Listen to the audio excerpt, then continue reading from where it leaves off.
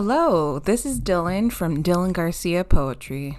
Today I wanted to provide a very short overview of the basics of self-publishing. The things I'll bring up in this video will serve as the tip of the iceberg for getting started with self-publishing, so if you hear anything you would like to have me explain further, feel free to leave a comment or contact me via the info in the video description. I would be more than happy to help you out.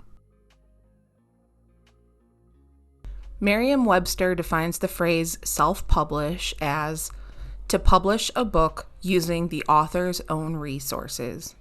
This means that the author is responsible for using their own money, skills, and social networks to create and market their books, as opposed to working with a large publishing company to help with all of that.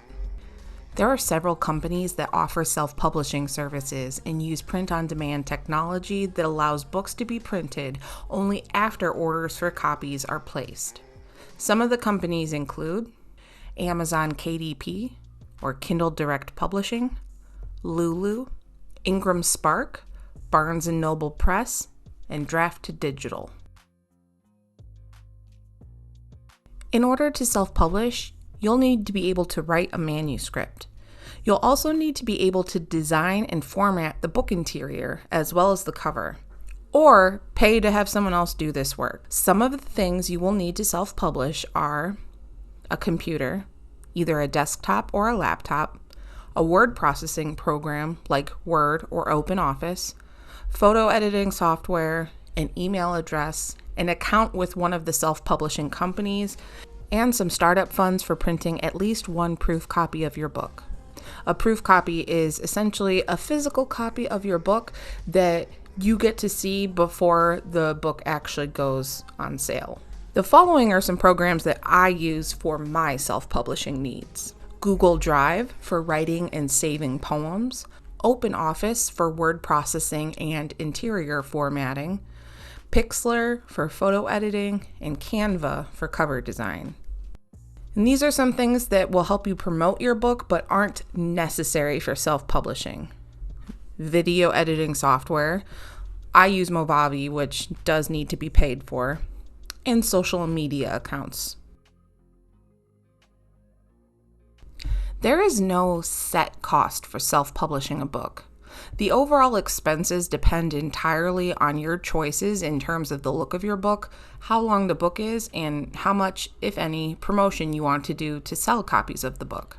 If you are thinking about self-publishing, you might want to consider the costs for some of the following: programs for photo and video editing, author website, online shop, outsourcing work for formatting and/or cover design, purchasing author copies of your book for in-person sales or sales on your author website, and paid ads to promote your book.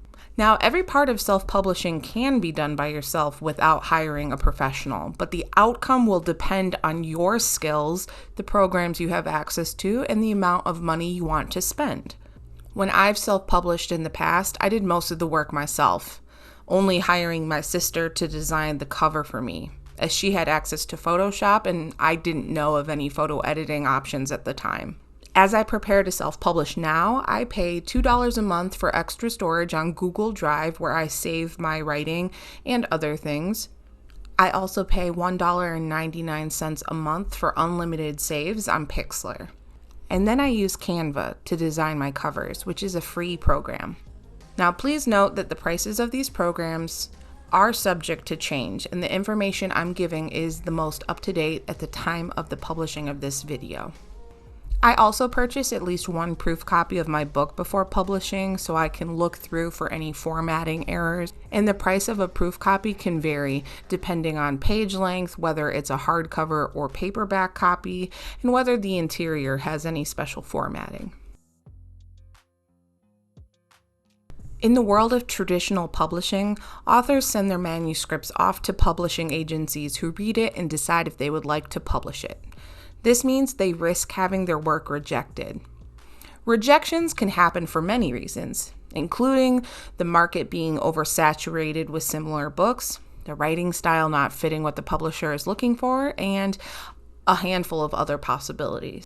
Self-publishing is the only way to guarantee your book goes into print on your terms.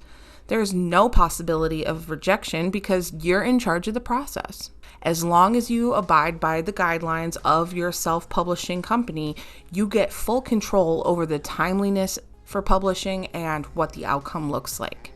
If you're dedicated to making your self-published book a success, there are so many resources to help you achieve that. I'm someone who believes that self-publishing makes creating books more accessible for people. It allows anyone to turn their dream of becoming a published author into a reality, and I honestly love that. So I'll end my video here. I know this was a really short one, but I will be providing a link to Mandy Lynn's A Beginner's Guide to Self-Publishing a Book playlist. Mandy Lynn has actually helped me learn a lot about self-publishing, so I highly recommend anyone who is interested in this topic go check out the playlist that will be in the description below. So thank you so much for watching and have a lovely rest of your day.